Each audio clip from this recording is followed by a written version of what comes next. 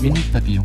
Bonjour, c'est Anne-Laetitia Béraud, bienvenue dans Minute Papillon, le flash de midi 20 du vendredi 11 janvier.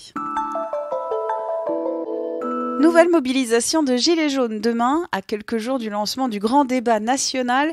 Des rassemblements attendus notamment à Bourges, dans le Cher, une ville retenue par le collectif La France en colère en raison de son emplacement géographique au centre de la France. La préfète interdit tout rassemblement dans le centre-ville de Bourges, rapporte l'AFP. Le maire de Bourges, lui, a déjà décidé de fermer des bâtiments publics pour éviter d'éventuelles violences.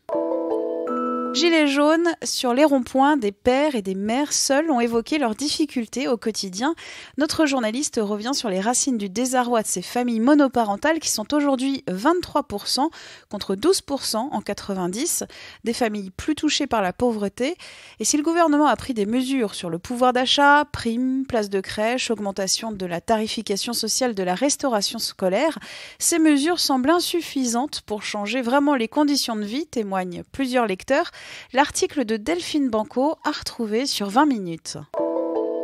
Venteprivée.com accusé de tromperie sur les prix par le gendarme de la consommation.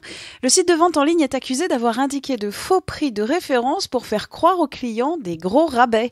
Une accusation pas si nouvelle pour ce site spécialiste des promotions.